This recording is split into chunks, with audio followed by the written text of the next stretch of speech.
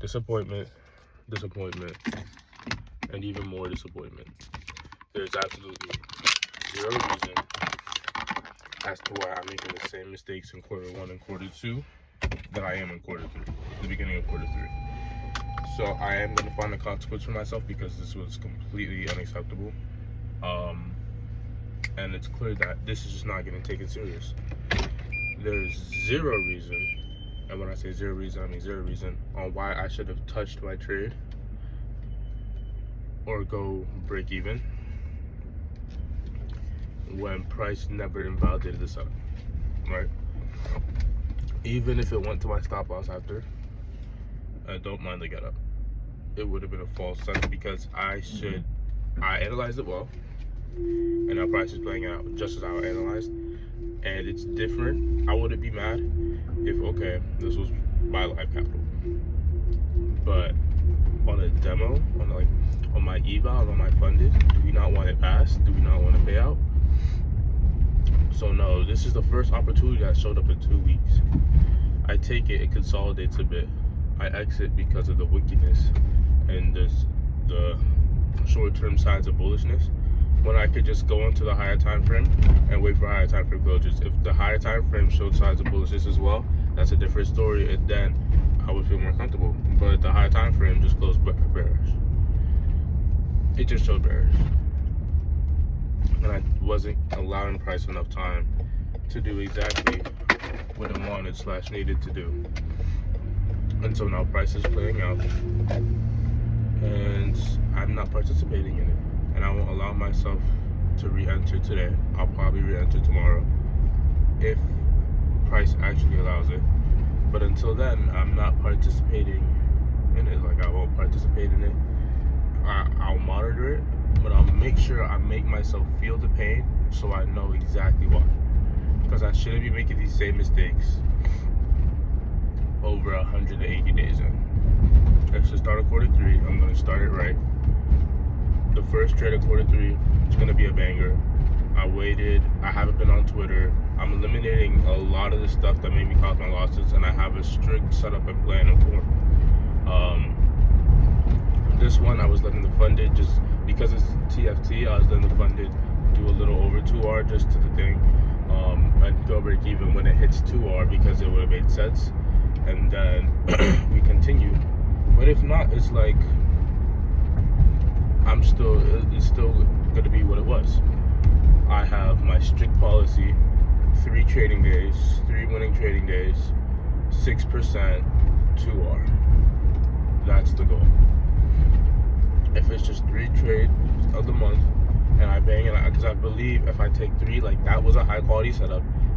Sure, the key level that I picked was not distributing as well as I wanted it to, or as fast as I wanted it to. And sure, my key level was kind of low. I was guaranteeing a fill just because I haven't entered in a while and it was the first week.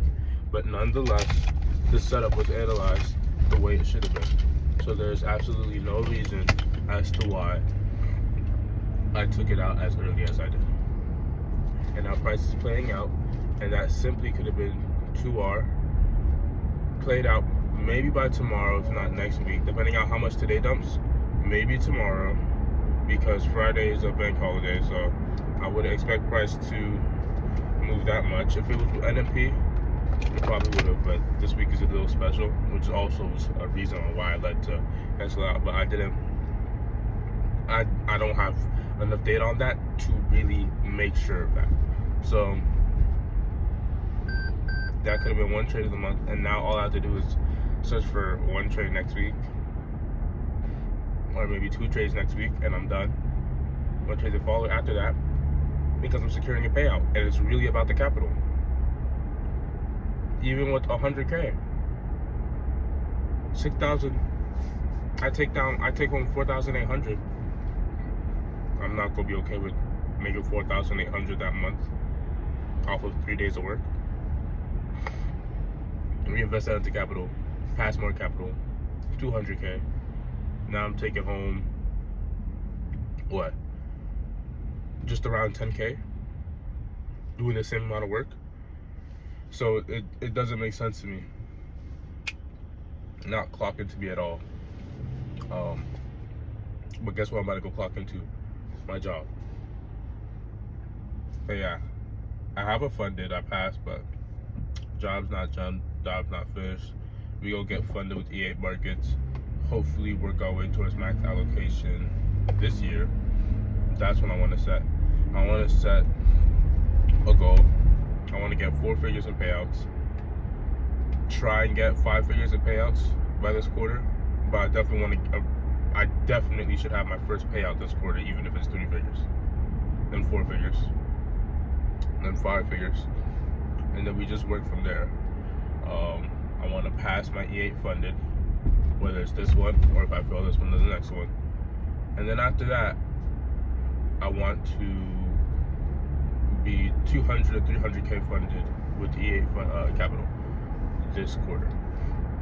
If I'm able to do that or smash that, that's great. But those are my goals. And then from there, we continue to max allocation towards the end of the year. And if we have max allocation towards the end of the year, and we're working with maybe a little other prop firm like Alpha Capital Funded or Bright Funded, or even Quant Techel, then it's like just consistency rules would apply to me. Because realistically, I'm not doing anything under 40. So pay me out, then I'd be making a good amount of money to stack up. I could max contribute to my Roth IRA, put a bunch of money in savings, buy a piece of land, hire a CPA, and then hopefully continue to make money to where when I get that piece of land, I could hire a potential property manager and a real estate manager as well, while balancing college. And obviously trading will come first. Trading is it's more a lot now hands off my approach, and it's more if you see it, you see it. If you don't, you don't. So really, what I want to structure within this is like just making sure that trading is elevating, but it also doesn't take that much time for me to find the setup because of the signatures. If it sticks out, it sticks out. It doesn't take that much time for me to find the setup, execute on the setup. Then it's just like, it's literally what Roman was saying yesterday. It's just patience. You either let it hit your stop loss or you let it hit your TP, but you don't touch it. I'm not allowing myself to manage a trade unless it does one of those two things. It really should be a set and forget. Especially if it's only 2R, set and forget. My win rate, because of how far my trades run, even before they rent profit, my win rate should skyrocket because I'm being a lot more selective. It could easily skyrocket to, I believe, 85 to 90. And obviously, there's going to be some times where I lose. But the maximum amount of trades I should be taking a month really is 7. I'm here to secure the payout. When it comes to compounding my own actual capital, that's a different story. But I'm here simply to secure a payout. So, yeah.